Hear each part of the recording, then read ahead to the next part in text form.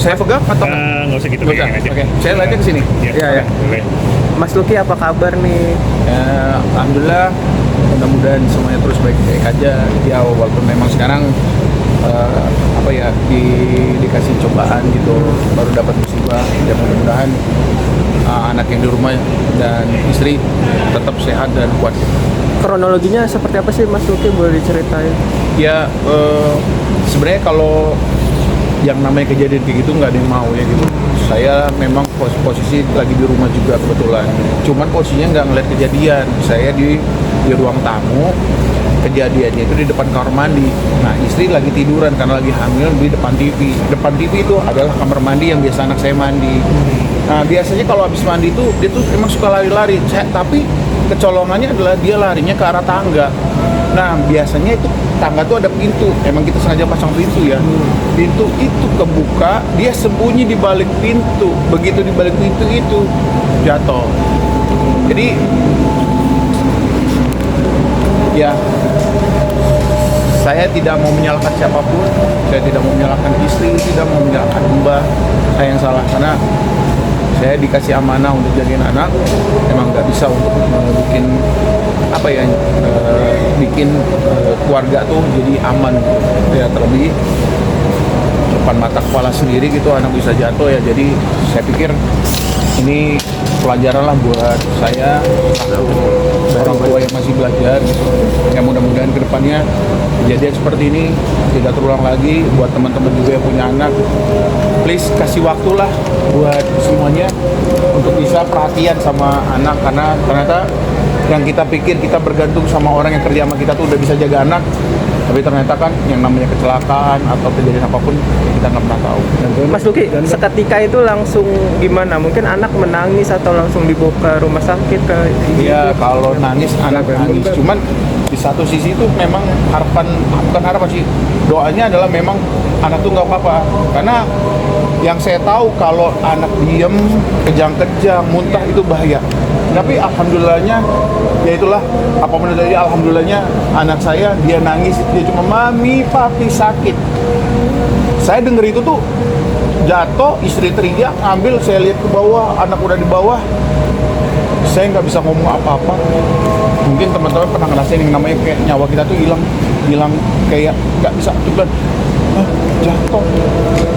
Apapun yang mungkin kita bisa ucapkan ya dari Islam, kita ngucapin astagfirullahaladzim atau apapun itu. Jadi saya cuma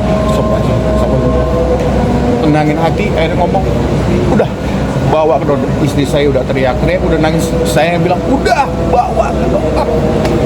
Chaosnya hari Jumat jam 5, daerah Pondok Labu lagi macet, lagi banjir, ada pohon roboh. Saya bingung cari rumah sakit, teleponin dokter yang biasa itu ada di daerah Pamulang, dia lagi prakteknya adanya di Serpong. Dia cuma pesen, Pak kalau kesini kejauhan, Bapak pesen aja rumah sakit atau ke rumah sakit yang penting pertolongan pertama, karena ini kepala. Selama perjalanan berhenti macet total 30 menit itu, istri udah bilang, Pih, apa bawa aja pakai online. Cuma kita tuh nggak bawa jaket, lagi hujan, bener-bener kalau hujannya cuma tik-tik mah udahlah, ini bener-bener basah.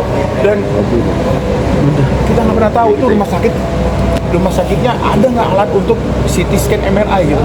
Karena takutnya sampai di sana, Pak ini harus ke A, harus ke B. Udahlah, akhirnya nelfon dokter, kira-kira dari dokter yang biasa kita itu, dokter kemana lah arahannya ya dokter, coba ke daerah Cinere. Itulah, nggak tahu kenapa selama perjalanan macet itu saya coba, ya Allah kasih saya kesempatan untuk bisa melakukan yang terbaik buat anak saya. Maafin, baca doa apapun itu, wes yang tadinya merah ngasih jalan menuju ke daerah Cinere Metro. Itulah mungkin pertolongan dari Allah. Jadi nyampe anak saya ditangani, langsung dibilang, Pak di MRI lakuin, pokoknya lakukan yang terbaik yang bisa dokter lakukan untuk anak saya. Dia lakuin itu, tapi ketika hasilnya keluar saya nggak kuat, karena dengernya aja saya nggak mau. Saya bilang sama istri ini, kamu aja yang dengerin hasilnya, biar anaknya aku yang gendong. Jadi begitu keluar, itulah kayak sinetron ya Mas Bro ya, menunggu hasil itu tuh udah kayak aduh nggak tahu ngomong apa. Jadi istri keluar, saya lihat mukanya kenapa Mi? Jadi, alhamdulillah kepalanya nggak ada apa-apa, tidak ada pendarahan, cuma tangannya patah, pelipis kirinya retak. Patahnya gimana Mi? Patahnya nggak bilang patah banget sih Mi, tapi retak. Udahlah, udah. Yang penting dia selamat. Akhirnya kita minta sama dokter, tolong di scan semuanya. Yang kepalanya aman, saya takut dibawa ini karena jatuhnya 3,5 meter tanpa ada pelindung apapun, ada tangga, tapi ada celah untuk pegangannya itu kan di situ tuh ada besi itu, nah itu tuh nyemplungnya di situ dia. Kalau jatuhnya cuman berapa step itu tutup, oh di situ. Saya paling agak tenang, walaupun sebenarnya khawatir juga, tapi jatuh dari 3,5 meter ke bawah. Saya nggak tahu Mas Bro, cuma bilang alhamdulillah ya Allah, terima kasih Allah jaga, karena orang-orang udah bilang ih gila kalau ngeliat rumah lo turun ke bawah itu kayaknya udah nggak mungkin itu, apalagi anak 2 tahun. Kalau kita aja ya udahlah ya, paling kita tanya lu sakit apa kita bawa. Ini anak yang cuma bisa tahunya sakit itu ketika pas pegang ininya tangannya kiri dia nggak nangis, tapi begitu dipegang tangan kanan, saya baru tahu oh anak tangannya ada apa-apa. Nah begitu kita coba untuk ronsen ada yang retak. Mas Duki, mungkin kondisi sekarang gimana? seperti apa kondisi sekarang? Kondisi sekarang alhamdulillah, sekarang dia bisa main, udah bisa ketawa-tawa lagi. Cuman yang namanya di dalam itu kan kita nggak pernah tahu ya. Mudah-mudahan sampai hari ini pun kondisinya adalah ya mudah-mudahan Allah juga tetap baik Mas Bro. Karena bilang Pak hati-hati kalau panas, Pak hati-hati kalau gini. Karena kan itu kan dari hasil itunya nggak ada apa-apa. Mudah-mudahan selalu tidak ada apa-apa gitu Mas Bro. Jadi sekarang udah bisa lari, udah bisa bercanda-bercanda gitu. Cuman memang secara apa ya, secara anak-anak kalau yang namanya lagi matanya merah kita kompres gitu, lebam, pakai NaCl gitu, dia pasti nangis. Gitu. Jadi akan ada pemulihan sarafnya itu di tanggal 23. Habis itu kita coba cek untuk gipsnya, kan tangannya di gips ya. Jadi di gipsnya itu sama terpantau gizinya untuk pertumbuhan tulangnya itu. Udah bisa aktivitas lagi Mas sekarang? Kalau sayanya, dibatasin gitu? iya kalau saya sih lebih baik yang ngambil yang ya, kalau kayak gini kan cuma sebentar ya Mas ya. Tapi kalau yang kayak kemarin syuting lama belum dulu lah. Karena kurang ini ya, kurang tepat. Takutnya nanti lagi kondisi ada apa-apa, istri butuh bantuan suami, saya nggak ada. Saya juga nggak mau apa ya ngelewatin momen nauzubillah takutnya gimana. Jadi ketika itu saya rasa sudah aman semuanya dan orang dokter mengecek bagian sarafnya, dia bilang udah Pak ini udah mungkin saya akan kerja juga lebih. Tapi sekarang udah mulai agak mending dari saraf atau tangan atau gimana, udah ada kalau sarafnya secara ngomong udah seperti biasa Mas. Cuman ya itu tadi dia apa ya, di bagian mata itu kan lebam ya, ini biru ini sama di atas ini. Nah, kita tuh nggak tahu tuh mata lebam dia tuh dia bisa lihat apa nggak, karena itu nutup ya. Tapi kalau mata kanannya kan emang nggak apa-apa. Nah tadi udah saya lihat udah agak ngebuka. Apakah ada efeknya? Nah itu harus dilihat di bagian saraf. Kejadiannya kapan sih Mas? Kalau Hari Jumat sore, 4:30 sore. Minggu kemarin. Minggu kemarin, tanggal 13. Mas, mohon sedikit kronologinya mungkin tadi aku sempat kelewatan. Mungkin saat aktivitas apa mungkin Mas dan Aira nggak kekontrol sampai dedeknya gitu. Kita tuh ada di rumah semua. Istri memang lagi hamil, memang hari itu moodnya lagi kurang baik ya. Jadi dia sering muntah-muntah, jadi banyak rebahan. Dan memang ketika istri hamil, tugas untuk mandiin anak tuh kadang-kadang sama mbak. Nah mbaknya ini kalau lagi mandiin anak saya itu hobi banget ngumpulin mainan-mainan. Jadi di baknya dia tuh ada di tempat mandi tuh suka ada mainan-mainannya dia dimasukin, dicemplungin. Udah selesai dibajuin, si mbaknya mau ngerapin itu. Anak saya tuh lari.